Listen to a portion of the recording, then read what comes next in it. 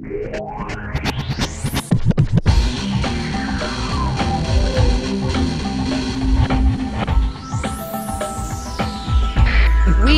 are in an information war, and we are losing that war.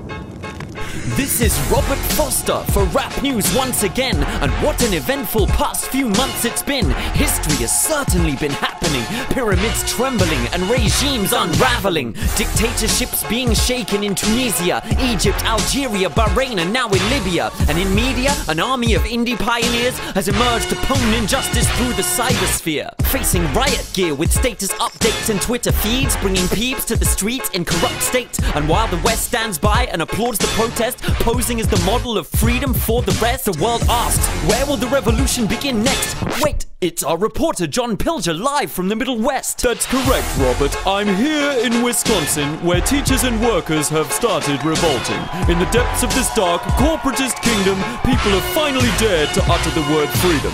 I'm deep embedded in the midst of them, witnessing the rise of the American citizen. Is it then the end of the terrible plight there? We might be seeing an end of the American nightmare. The people control several states and territories and are set to storm the mainstream news agencies. They've already deposed Governor Scott Walker, who abolished collective rights of the public worker.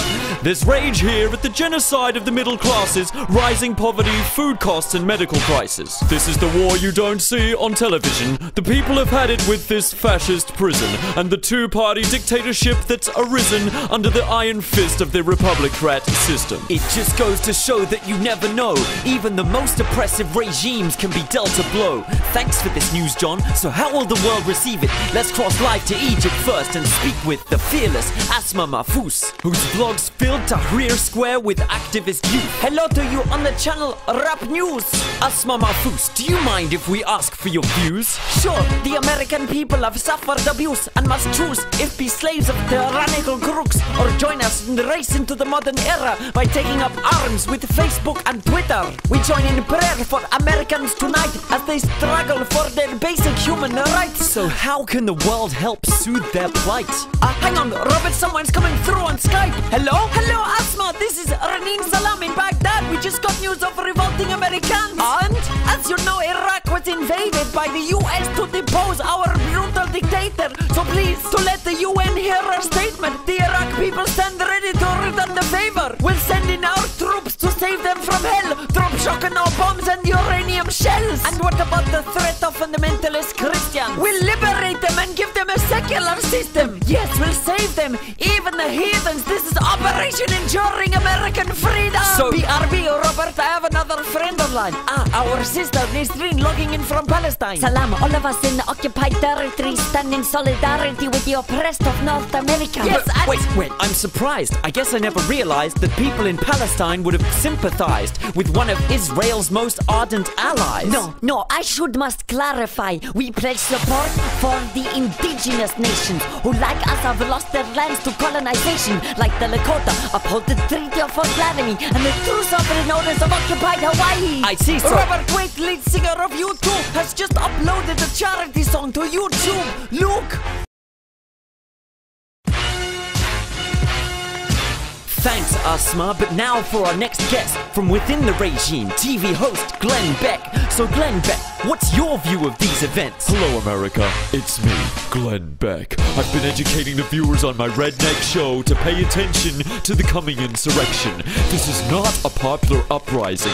It's fomented by the unions. It's a communist virus. Okay, so who's behind this? Well, listen in. Protesters, Muslims, and Francis Fox Pippin in cahoots with students high on drugs she's given him, brainwashed by Lenin and Bill Ayers weathermen, using labor rights to spread trouble.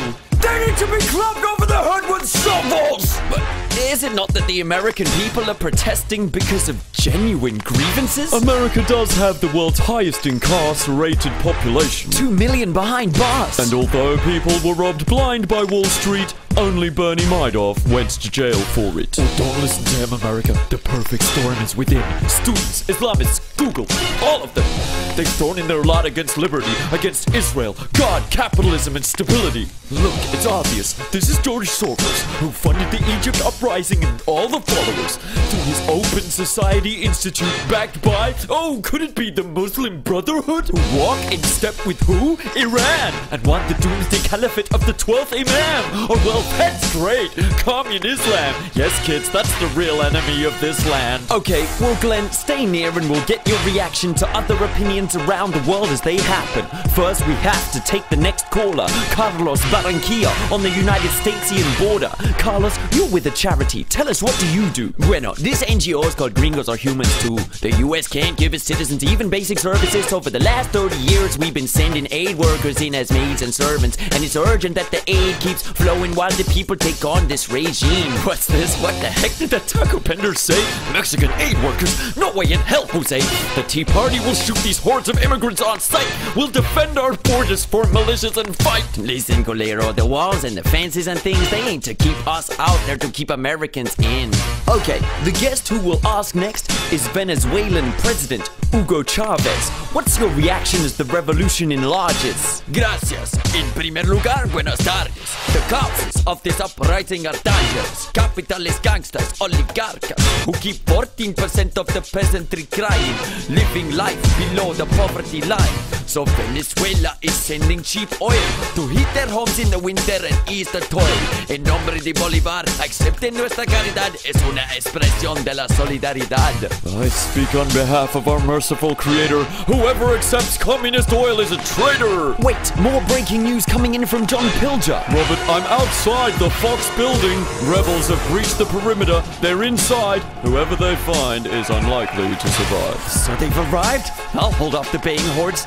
Now that stench, Jesus, I hate the poor. The rebels have reached the central bunker, calling for the head of Glenn Beck the drunkard. Well, I call on Joseph Smith, Senator McCarthy, and the pure whiteness of the confounding fathers. They'll never take me alive. I might as well give in to the spirit of 9/12. This is my country. I just really love it. But I fear for it. They thought I was insane and lost. Who said I've lost the plot? I gotta make the pain stop for America and Fox with a good old American-made Glock. Good night, America.